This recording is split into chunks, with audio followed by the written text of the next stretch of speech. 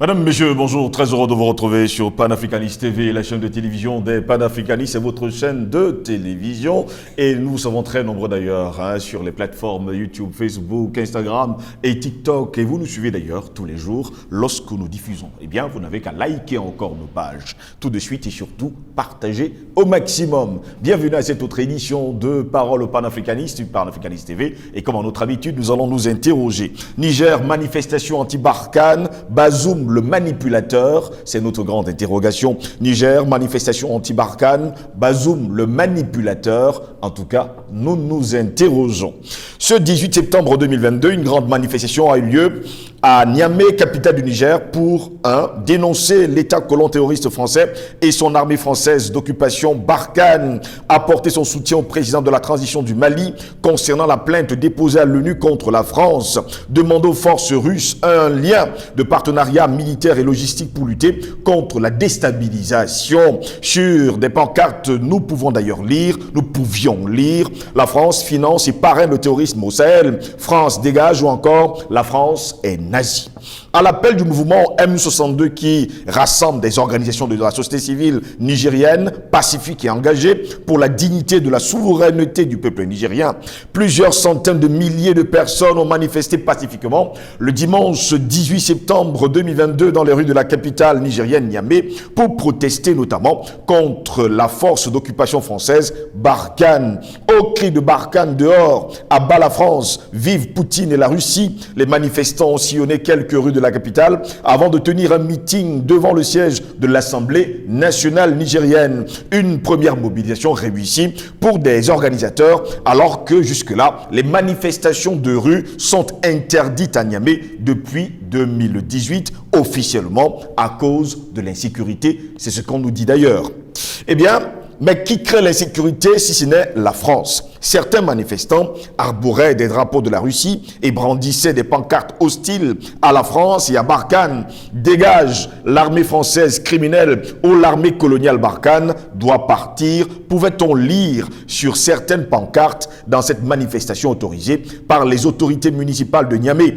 Quelques 3000 militaires français sont toujours déployés dans le Sahel, on se le rappelle d'ailleurs, et notamment au Niger, après avoir été chassés du Mali. Eh bien, la force Barkhane avait été chassée par les autorités maliennes depuis 2020. Il y a justement des slogans anti-français parce que nous exigeons le départ immédiat de la force Barkhane au Niger qui aliène notre souveraineté et qui est en train de déstabiliser le Sahel, a affirmé Seydou Abdoulaye, le coordonnateur du mouvement M62, vêtu d'un t-shirt à l'effigie de l'ex-président révolutionnaire burkinabé.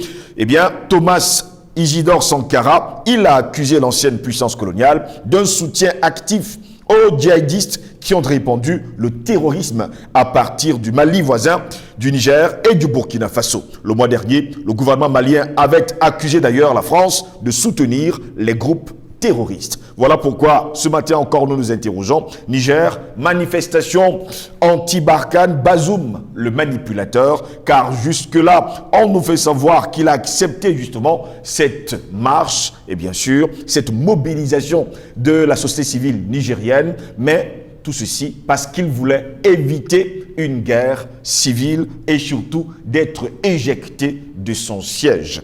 Eh bien, pour répondre à nos questions, nous sommes avec Paul Elay, le président de African Revival. Il est avec nous ce matin. Paul Elay, bonjour, bienvenue à vous.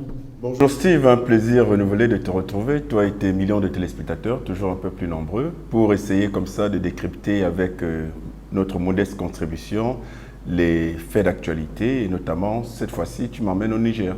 Le Niger justement qui nous intéresse et pour bon nombre d'Africains aujourd'hui c'est devenu la base arrière de la France et surtout de Barkhane, ce que décriait d'ailleurs ce dimanche 18 septembre 2022 eh bien les Nigériens qui sont sortis dans la capitale, dans les rues pour demander à on va le dire comme ça, cette France colonialiste de dégager.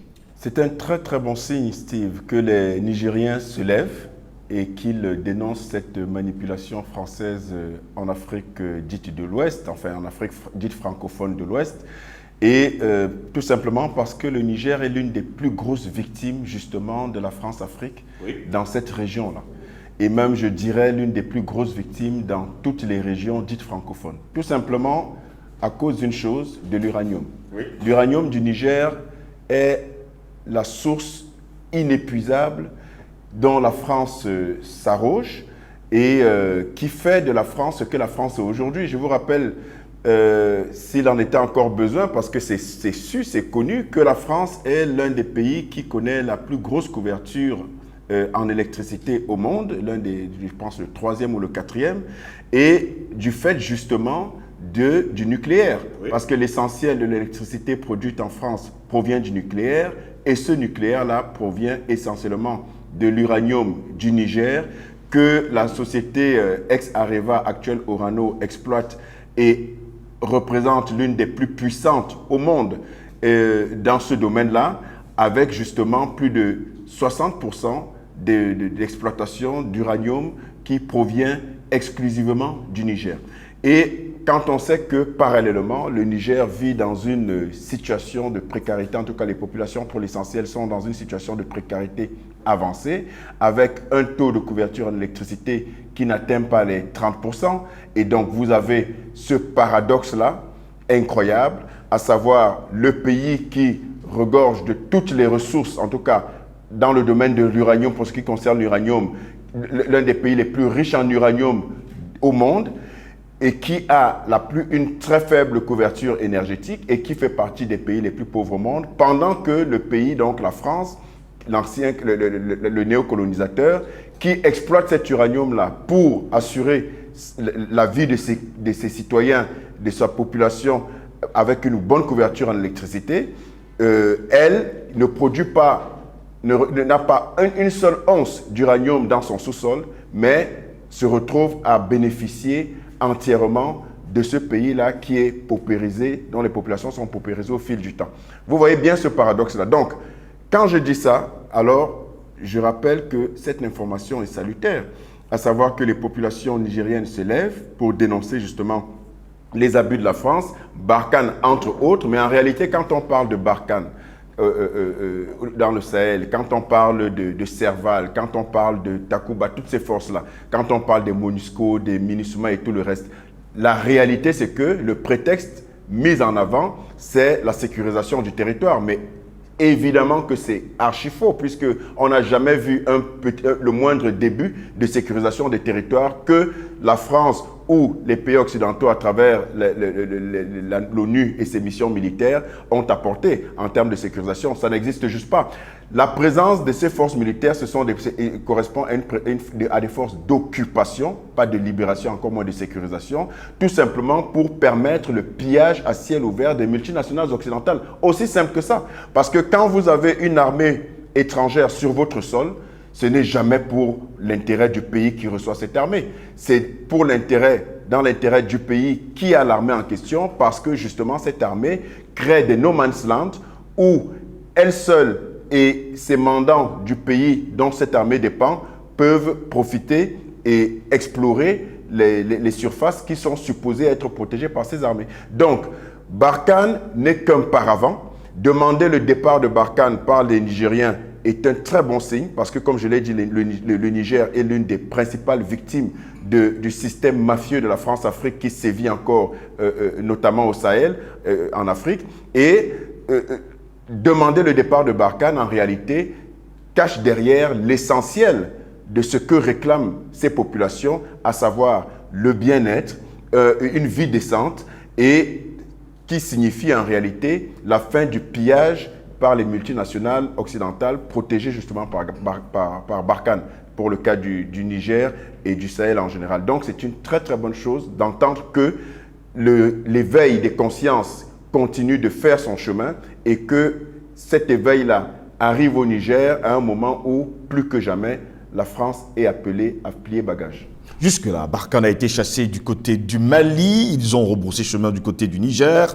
Qu'est-ce qui les empêche justement de quitter le sol africain et de partir? On se rappelle quand même de ce que Emmanuel Macron, et sans oublier son ministre des Armées, déclarait d'ailleurs il y a quelques mois, après justement le départ de Barkhane du sol malien, qu'ils resteront au Sahel pour combattre le djihadisme, pour ne pas dire le terrorisme. Alors, tant qu'on a compris que la France vit au crochet de l'Afrique et pas l'inverse, parce que c'est ce que les médias propagandistes occidentaux veulent nous faire croire, à savoir que c'est la France qui serait riche et que l'Afrique dépendrait de la France. On nous parle même d'une certaine aide, une bêtise, une connerie qui n'a juste pas de nom. Pour ceux qui ont pu ouvrir les yeux et se rendre compte que c'est une supercherie à l'échelle mondiale, c'est bien la France qui vit au crochet de l'Afrique depuis toujours.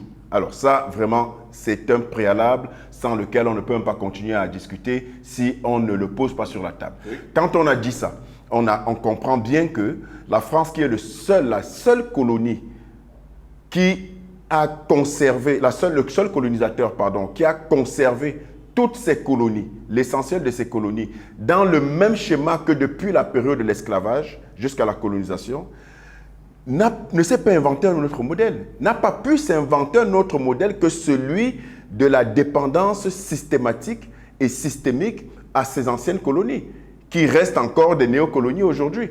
Quand vous prenez le cas de la Grande-Bretagne, vous prenez le cas de l'Italie, vous prenez le cas des autres pays européens, l'Espagne, le Portugal et autres, qui ont été des pionniers dans l'esclavage depuis le XVe siècle, qui continuent d'une certaine manière indirecte à piller l'Afrique, mais ce n'est pas à ciel ouvert comme la France. La France ne dépend que de l'Afrique et des ressources africaines, d'où le concept de la mafia france-africaine. Et pour cela, la France a besoin de relais internes, qui sont donc des endocolons, qui sont des nègres de maison. Et tant que cette France-là vivra au crochet de l'Afrique, oui, et ne pourra pas, comme c'est le cas jusqu'à présent, s'inventer un autre modèle économique pour maintenir ou donner vie à la prétendue prospérité qu'elle présente à la face du monde, comme quoi elle serait une des 5 puissances au monde, alors que dans les faits, c'est l'Afrique, que ce soit pour sa place comme membre permanent au Conseil de sécurité, que ce soit pour son économie, que ce soit pour... on a parlé tout à l'heure d'Orano par rapport à la couverture en électricité, que ce soit pour l'uranium et son électricité dont la France dépend. En réalité, la France ne dépend que de l'Afrique. La France est le 5e pays en termes de réserve d'or au monde. Mais vous avez un seul gramme d'or en France, dans le sous-sol français, ça n'existe pas. C'est l'or du Mali que la France n'a pas arrêté de piller. On vous parle des richesses en diamants et en or de la France. À quelle pierre précieuse en termes de ressources? La France a quelles ressources minières qui puissent faire d'elle une puissance? Absolument rien. Zéro, nada. Mais vous avez le Centrafrique, avec tous les diamants qu'on connaît, vous avez le Mali avec l'or qu'on connaît, vous avez le Niger avec l'uranium, vous avez tous ces autres pays, l'Angola, le Cameroun, le Gabon, le Congo, Brazza, et tous ces pays qui regorgent de volumes incommensurables en pétrole, avec justement le pillage de Total, aujourd'hui Total Énergie. Et ça, c'est depuis le temps, parce qu'avant que ce ne soit Total, on avait Elf, avant Total Elf, ainsi de suite, on avait Total Final. Donc, la France ne vit que par l'Afrique. Et aujourd'hui, il est évident que la France ne saurait se départir de ces vieux démons de pillage, parce qu'elle n'a pas d'autre chemin. Elle ne s'est pas inventer d'autre chemin, elle est restée formalisée, elle est restée fossilisée dans ce schéma-là, de pillage-là, et elle ne s'imagine pas autre chose. Donc, il ne faut pas s'attendre à ce qu'un jour, la France se dise, bon, tant qu'à faire, il faut que j'y aille. Maintenant que la France a ce système multiséculaire, elle a bien huilé son mécanisme en s'assurant que sur place, il y ait des relais internes qui sont comme vous et moi d'apparence, avec la peau noire et les cheveux crépus, mais en réalité qui, dans le cœur, n'ont aucune réalité africaine, d'aucune façon. Et donc, voilà le schéma. Donc, il n'est pas imaginable que cette France-là, dans cette réalité-là que je viens de décrire, puisse un jour, peut-être éventuellement, s'imaginer qu'elle sorte de ce schéma. Donc, c'est aux populations africaines de prendre leurs responsabilités et de bouter cette France prédatrice et impérialiste hors de son territoire. Pendant ce temps, on pouvait lire d'ailleurs ce dimanche sur les pancartes des manifestants, Barkhane dehors, abat la France, vive Poutine et la Russie. On pouvait également lire France dégage, la France est nazie. La France finance et parraine le terrorisme au Sahel. Jusqu'à preuve de contraire, est-ce que ce genre de message sur les pancartes n'aurait pas justement touché la France et qu'elle prenne justement une décision formelle en disant « Bon, je quitte l'Afrique et je verrai bien comment l'Afrique vivra sans nous ». Non, elle ne pourra pas. Je viens de l'expliquer, elle ne pourra pas. C'est son schéma de survie. Et donc, ce genre de message ne suffisent pas à dire à la France, à faire partir la France. Parce que pour l'instant, ce sont des messages, mais très importants parce que ça montre déjà des velléités des populations. Pour vous, il faudrait continuer justement les manifestations? Il faudrait, absolument, il faut mettre la pression. Les manifestations sont, mais vous voyez très bien ce qui s'est passé au Mali avec le mouvement Yerolo, M23. Vous voyez tous ces mouvements-là en Afrique, et l'exemple du Mali est un très bon exemple, montrent à suffisance que cette dépopulation, c'est par le bas que la révolution va se faire.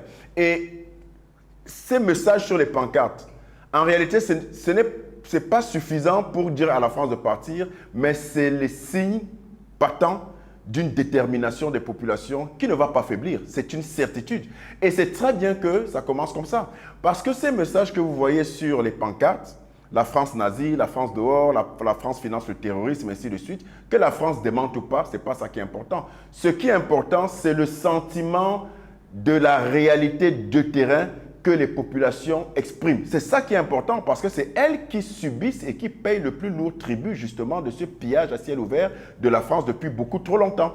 Et le cas du Niger est patent parce que vous avez des catastrophes écologiques au Niger du fait de l'exploitation abusive de l'uranium par les sociétés françaises et notamment Orano. Donc, ces populations-là expriment un ras-le-bol avec leurs termes, mais qui traduit une véritable réalité. Oui. Mais quand on dit la France nazie, la première personne qui entend ça et qui manque du minimum de culture générale et historique va se dire « Oh, ils sont méchants pour qu'ils insultent la France nazie ». Mais c'est quoi le nazisme? Il faut rentrer dans le schéma du nazisme de Hitler à l'époque. Et vous vous rendrez compte que c'est exactement le schéma de la France vis-à-vis de l'Afrique. C'est les Happy Few, un petit groupe qui bénéficie de tout, qui s'arroge de tout, au détriment des grandes masses. C'est exactement ce que la France fait pour le petit groupuscule de l'élite française qu'elle est, avec quelques miettes qui sont des retombées pour sa population, pour se donner bonne conscience et montrer à sa population qu'elle s'occupe d'elle, cette élite-là. Et les victimes, c'est qui? Ce sont les Africains. Donc, vous avez au niveau de la monnaie, quand on parle du franc CFA, oui, une monnaie, soi-disant, qui ferait le bien de l'Afrique, alors qu'elle a été décidée uniquement par 3 Français en 1945, et que cette monnaie-là, justement, est d'inspiration nazie, puisque la France applique le CFA, qui s'appelait à l'époque franc des colonies françaises d'Afrique, à la suite de ce que l'Allemagne lui a imposé quand l'Allemagne a marché sur Paris. Il s'est emparé de Paris en créant une parité fixe entre le Deutschmark et le franc français. C'est de cette inspiration et de ce qu'a subi la France de l'Allemagne nazie qu'elle a recopié ce modèle pour l'appliquer à l'Afrique. C'est pour ça qu'à juste titre, pour ceux qui s'offusquent d'entendre ça, à juste titre, on dit, avec ce passif historique, que le CFA est une monnaie nazie. Alors, que ce soit sur le plan monétaire, que ce soit sur le plan du pillage économique, que ce soit sur le plan de la mafia de la France-Afrique, donc la cooptation des personnalités locales pour être au service de la France, ainsi de suite, c'est exactement la reproduction mécanique du modèle nazi lorsque l'Allemagne hitlérienne s'est emparée de la France. Et quand vous apprenez ça, quand vous vous rappelez de cela, vous comprenez bien que la France n'a jamais rien inventé en termes de modèle, en termes de système. Elle ne fait que répliquer ce qu'elle a subi et c'est une France en réalité au-delà d'être schizophrène, parce que c'est elle qui vous dit qu'elle vous aime, et c'est elle qui vous poignarde, c'est elle qui vous dit qu'elle est hyper riche et qu'elle est l'une des 5 puissances au monde, mais c'est elle qui croupit, qui voit ses populations croupir dans la misère et qui vous parle d'un côté des droits de l'homme, mais qui perce des yeux et casse des pieds et des bras aux gilets jaunes. Donc, elle n'est pas seulement schizophrène, mais elle est amnésique de ce qu'elle prétend être l'origine de sa puissance n'est en réalité que du pillage, du mensonge, du double langage, de l'hypocrisie, et c'est l'Afrique qui paye le lot triple. Et pendant ce temps, les manifestants ont appelé justement la Russie à la rescousse pour chasser et surtout bouter hors, on va le dire comme ça, la France. Alors, la Russie se présente comme, non pas la panacée pour les problématiques africaines, mais comme l'alternative, la bouée de sauvetage qui peut amener l'Afrique, qui est soumise depuis trop longtemps au diktat impérialiste français et occidental, à mener cette Afrique-là de l'autre côté de la rive. Alors, l'autre côté de la rive, ça veut dire changer de paradigme. Depuis tout le temps, l'Afrique s'est fait violer, mentir, falsifier, abuser, piller, assassiner par cette France impérialiste. Et au bout d'un certain temps, quand vous avez un prétendu partenaire qui vous dit vous aimer et vous accompagner, que vous regardez le bilan derrière et que vous ne voyez que du chaos, que du désastre, que de la désolation, mais le bon sens vous impose à un moment donné de regarder ailleurs, à moins que vous soyez masochiste. Donc, à un moment donné, le bon sens vous impose de regarder le bilan totalement négatif parce qu'il n'y a pas une seule once de positivité dans les relations entre la France et l'Afrique. Ça n'existe pas. Depuis le temps que je passe sur des plateaux, que je fais des sorties médiatiques, j'ai toujours dit, j'attends la première personne qui va me dire, voilà le point positif, pas deux, je ne veux pas deux parce que ça n'existera pas. Un seul demi-point même positif des relations historiques entre la France et l'Afrique. Ça n'existe pas. Alors, au bout d'un certain temps, il faut bien regarder ailleurs, si on est quand même encore raisonnablement constitué. Et il faut se dire, quelle est l'alternative la plus plausible, la plus pertinente, la plus logique? Mais évidemment que c'est la Russie, puisque depuis le temps de l'époque de la guerre froide entre le bloc de l'Est et le bloc de l'Ouest, on a eu la prédomination par les mécanismes qu'on sait, pour le moins mafieux, on a eu la domination, en tout cas le modèle de l'Afrique, de l'Occident, de l'Ouest, oui, a pris le dessus. Du bloc de l'Ouest a pris le dessus, par les raisons, par les mécanismes qu'on connaît.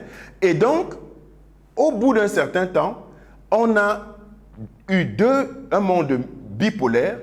Aujourd'hui, on est dans un monde unipolaire depuis au moins les années 90, donc synonyme de la fin de la guerre froide.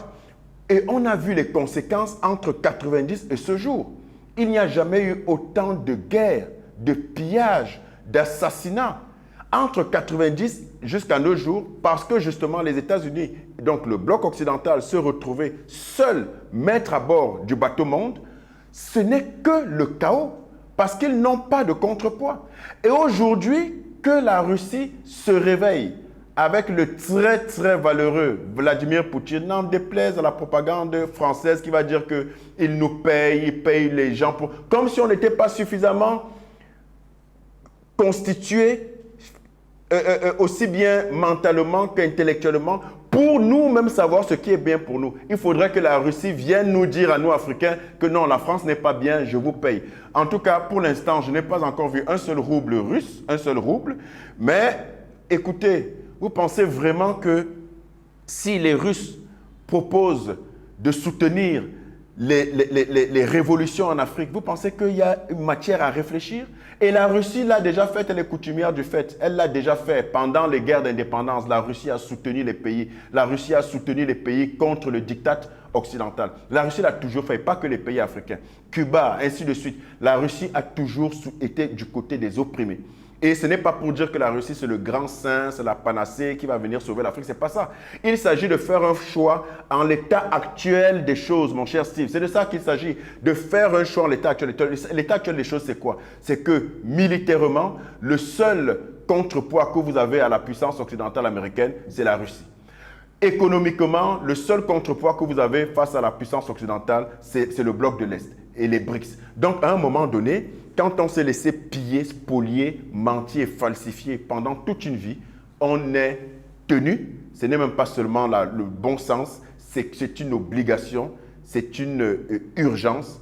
On est tenu de regarder de l'autre côté. Et de l'autre côté, qui est-ce qu'on voit et qui tend sa main? C'est la Russie, c'est le bloc de l'Est, parce que nous voulons changer de paradigme. On ne veut plus rester enfermé dans les carcans de l'illusion d'un soi-disant partenariat gagnant-gagnant avec la France et l'Occident en général, alors qu'ils passent le temps à nous piller. Pour là, pour sortir justement de cet entretien, depuis 2018, les manifestations sont interdites du côté du Niger pour cause, nous dit-on, d'insécurité. On se rappelle quand même que le M62 voulait marcher déjà le mois dernier, on parle bien sûr de août 2022, manifestation qui a été interdite. Ce jour, on parle bien sûr de ce mois de septembre, c'était le 18 septembre, eh bien c'est les municipalités de Niamey qui ont pris l'initiative d'accorder justement l'autorisation de cette manifestation.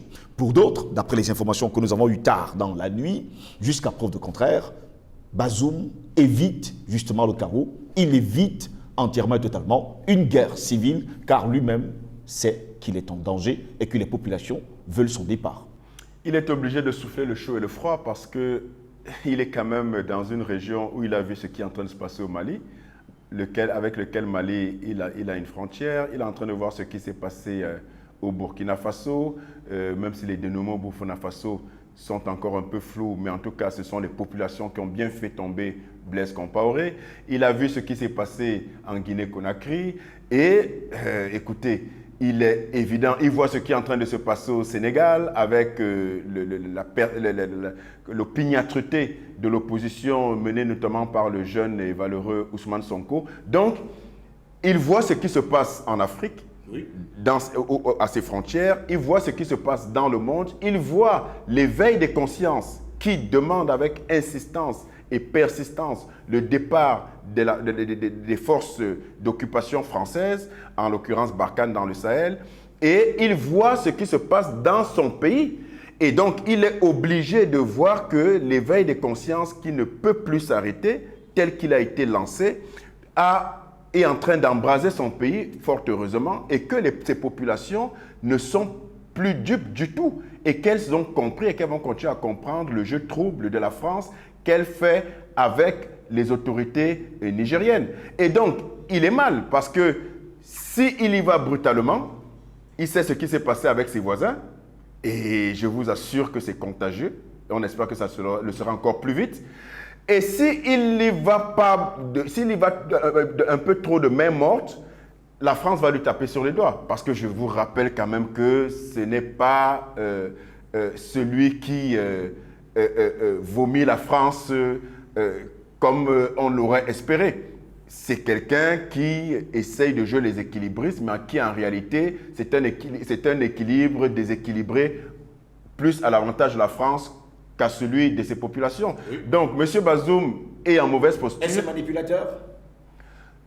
Je ne sais pas si c'est un manipulateur, mais je pense qu'il est plus manipulé qu'il ne manipule. C'est-à-dire que manipulé par la France, qui, comme à ses habitudes, continue de lui faire miroiter qu'elle est son gardien et tout ça, c'est avoir la mémoire courte. Qu'il se rappelle bien, c'est comme je l'ai dit, ce qui arrive à ses voisins et à ses anciens chefs d'État, Ibeka, Compaoré, ainsi de suite. La France n'existe plus quand elle n'a plus rien à gagner et à tirer de vous. Oui. Pour peu qu'elle aura d'autres deals qui ne seront pas liés à M. Bazoum, ben, elle va le lâcher complètement. Il faut bien qu'ils s'en souviennent.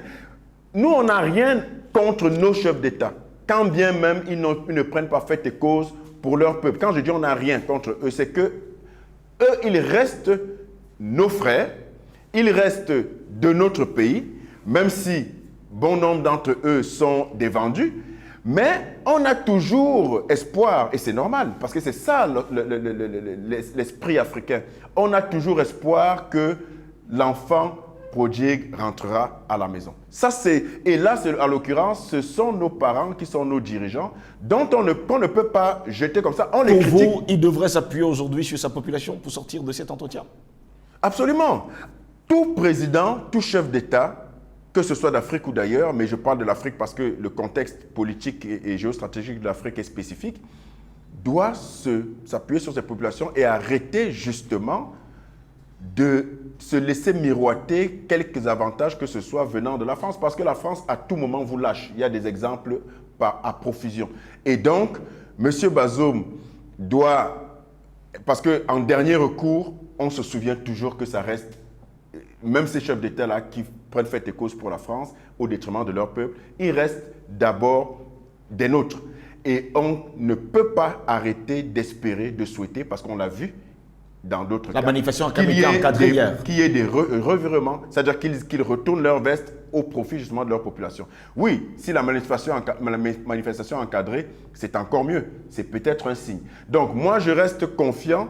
On a vu avec d'autres chefs d'État qui étaient des suppôts de la France, qui, au bout d'un certain temps, se sont révoltés parce que peut-être qu'ils n'avaient pas su jusqu'où ça aurait pu les amener, et c'est tant mieux.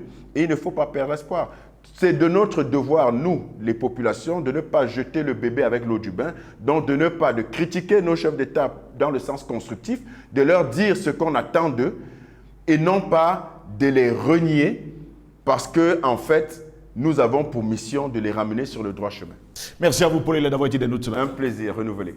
Mesdames, Messieurs, c'est ici que s'achève cette autre édition de Parole panafricaniste sur Panafricaniste TV. Au plaisir de vous retrouver très prochainement. N'oubliez surtout pas, la valeur d'un homme ne dépend pas de ses efforts exceptionnels, mais à ses actes habituels. Au plaisir de vous retrouver très prochainement. Bonne journée à toutes et à tous.